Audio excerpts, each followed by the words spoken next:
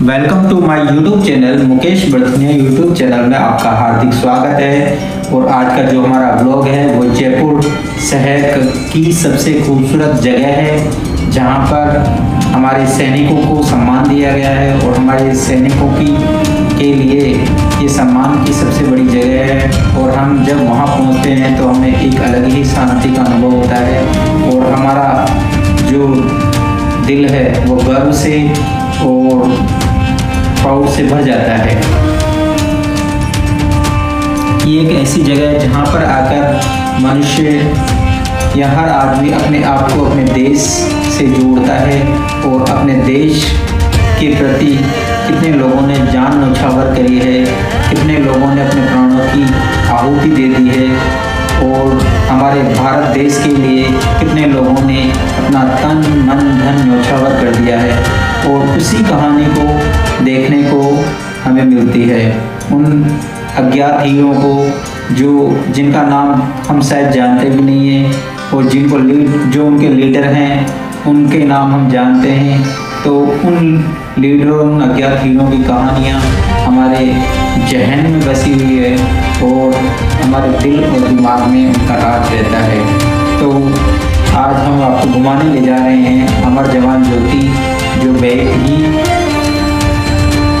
खूबसूरत जगह है और आपको यहाँ की वाइब ही अलग है। यहाँ का आपको प्राउड फील होगा, आपको देश से जुड़ाव महसूस होगा।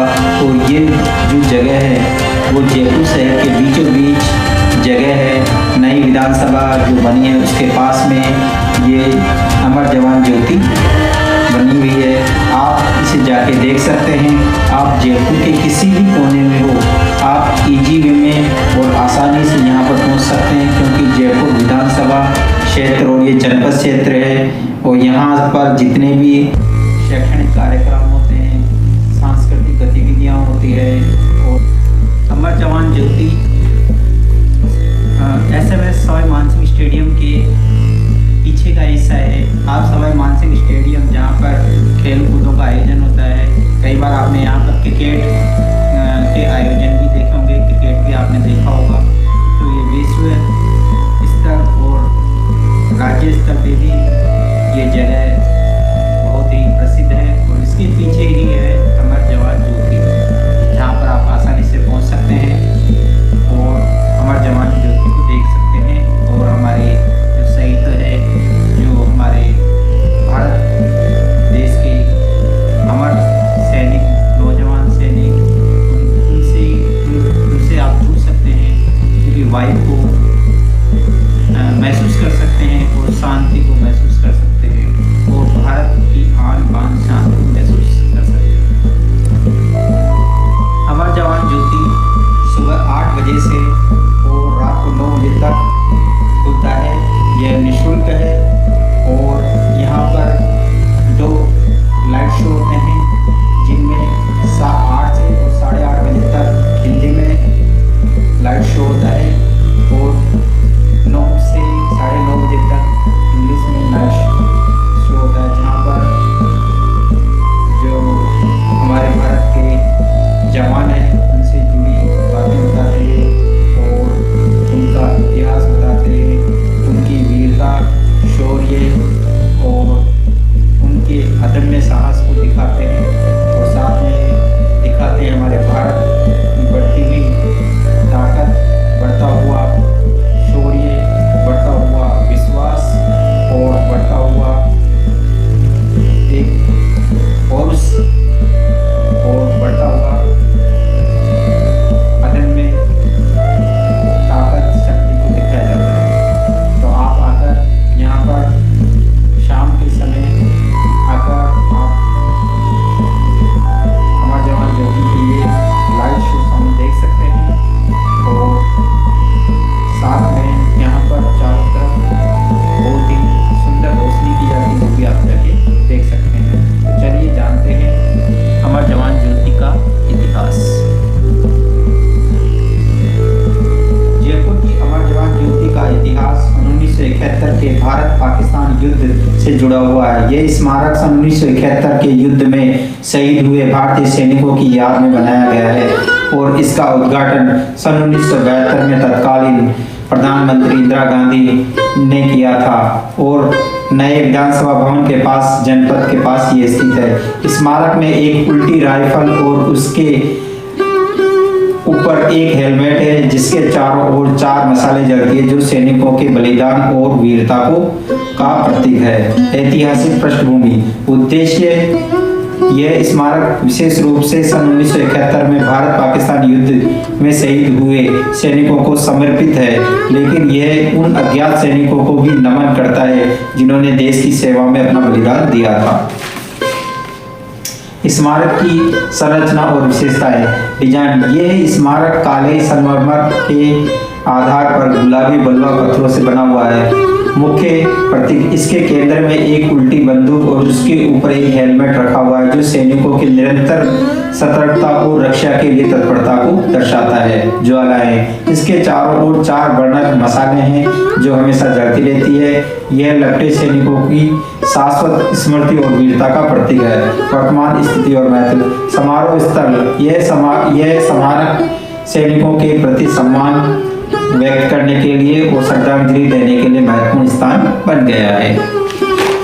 तो अमर जवान ज्योति हमारे देश का एक ऐसा जगह है जहां पर हम हमारे सैनिकों के बलिदान के बारे में जान सकते हैं और यहाँ पर सन 1971 में शहीद हुए सैनिकों को श्रद्धांजलि दी जाती है, उनके बारे में इतिहास बताया जाता है और साथ ही जो हमारे अज्ञात सैनिक हैं जिनके बारे में पता नहीं है, उन्होंने, क्योंकि लाखों लोगों ने हमारे भारत के लिए अपने प्राण न्यौछावर किए हैं। इस मिट्टी को उन्होंने अपने प्राण देकर इस मिट्टी को चूमा है उन्होंने, और ये मिट्टी को इस तरीके से आज हमारा भारत, जो भी सौंदर्य है भारत का, वो उन्हीं वीर जवानों को समर्पित सौंदर्य है। हमारा भारत जो आज खिलखिलाता है, जगमगाता है, आज विश्व पटल पर